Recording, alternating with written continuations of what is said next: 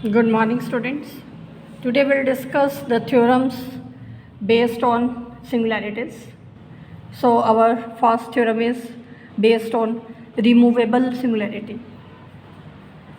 If Z is equal to A is an isolated singularity of function fz, and this function is bounded on some deleted neighborhood of point A, then this A is removable singularity. Now to prove that A is removable singularity, let us take M is the maximum value of mod of f of z on the circle having the equation z minus a mod is equal to r. Here the radius r is chosen so small that the entire circle lies in the deleted neighborhood of the point A, and that deleted neighborhood of the point A we have denoted by the reason z minus a mod greater than 0 and less than r. Now we can write the Lorentz expansion for the function f of z. So that is given by Lorentz theorem, which is f of z is equal to summation an z minus a whole raised to the power n, where n varies from 0 to infinity, plus summation n varies from 1 to infinity bn z minus a whole raised to the power minus n. Here bn is given by 1 upon 2 pi iota integral over the circle C of the function f of z divided by z minus a whole raised to the power minus n plus 1. Now let us take modulus on both sides of this equation. Taking modulus here, this will become mod of bn. On the right side, we get mod of 1 upon 2 pi iota integral over the circle C f of z divided by z minus a whole raised to the power minus n plus 1. Now this is further less than or equal to 1 upon 2 pi. Mod of iota is 1. Here mod of fz inside the integral, and in the denominator we have z minus a mod raised to the power minus n plus 1. Now because equation of circle is z minus a mod is equal to r, so we can write z minus a is equal to r e raised to the power iota theta. Now differentiating, we get dz is equal to r into e raised to the power iota theta into iota d theta.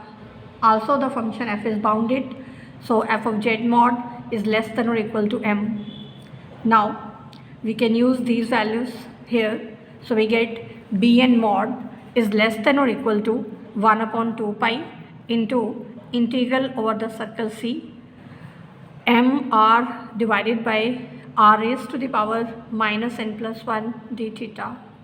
Now we can do the integration with respect to theta here. That will give us 2 pi. This 2 pi is cancelled with 2 pi, so we get the value bn mod is less than or equal to m into r raised to the power n, and as r approaches to 0, this expression will approach to 0. It means bn is 0 for every n, and this implies that the principal part of the Lorentz expansion contains no terms, and we already discussed if the principal part of the Lorentz expansion contains no terms, then the singularity is removable singularity. Therefore we can say that z is equal to a is removable singularity. Now our next theorem is, if a function f has pole at z is equal to a, then as z approaches to a, mod of fz approaches to infinity. We are given function has a pole at z is equal to a. Let us take the order of the pole, that is m. Now because order of the pole at z is equal to a is m, so by definition the principal part of the expansion of the function that will contain only m terms. So we can write the Lorentz expansion for the function, which is given by f of z is equal to summation n varies from 0 to infinity an z minus a whole raised to the power n plus summation n varies from 1 to m bn z minus a whole raised to the power minus n. Now we can further write this expression in the form summation an z minus a whole raised to the power n, where n varies from 0 to infinity, plus expanding this summation, this will first term will be b1 upon z minus a, next will be b2 upon z minus a whole square, and so on. Last term in this summation will be bm divided by z minus a whole raised to the power m. Now from this expression, let us take 1 upon z minus a whole raised to the power m common. Inside we have b1 into z minus a whole raised to the power m minus 1 plus so on, and the last term will be bm. Now as z approaches to a, this expression tends to bm only, and therefore we can say that the right hand side on the above expression that tends to infinity as z approaches to a. So this shows that mod of fz approaches to infinity as z approaches to a.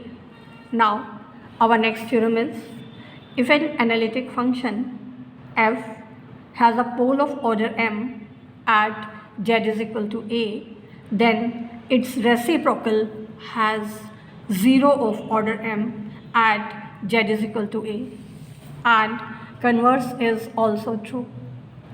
Let us take an analytic function fz which has pole of order m at z is equal to a.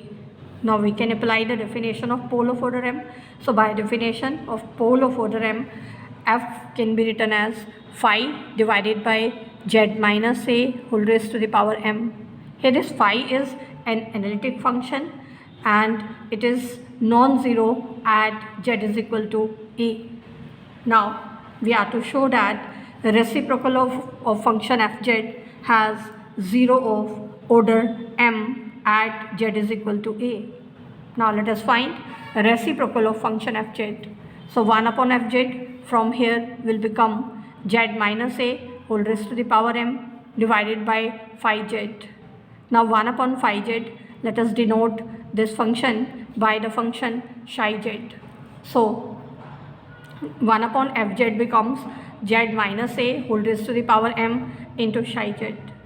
Now because the value of function phi at z is equal to a is non-zero, and therefore psi of a from here will become 1 upon phi a, that will also be non-zero, and also the function psi being the reciprocal of analytic function is again analytic. So by definition we have proved 1 upon fz has 0 of order m at z is equal to a. Now conversely, we are given that the function 1 upon fz has 0 of order m at z is equal to a. So by definition of 0 of order m, this function 1 upon fz can be written as z minus a whole raised to the power m into function phi. Here this phi is analytic function which is non-zero at z is equal to a. Now from here fz will become 1 upon z minus a whole raised to the power m into phi z. Now 1 upon phi z we have taken as psi. So this will become psi z divided by z minus a whole raised to the power m. So we have proved an analytic function fz has pole of order m at z is equal to a if its reciprocal has 0 of order m at z is equal to a. So this completes the proof of the theorem. Now in the next theorem we show that a rational function has no singularity other than poles. It means poles are only singularities of rational functions. So let us take a rational function fz. So by definition of rational function, this function can be written as p upon q.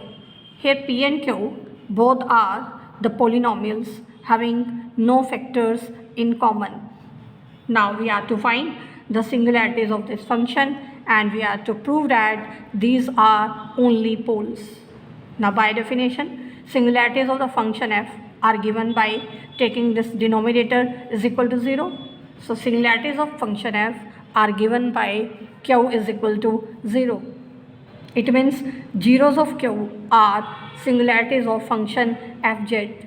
But by the last theorem, zeros of qz are the poles of its reciprocal. It means zeros of function q are the poles of 1 upon q.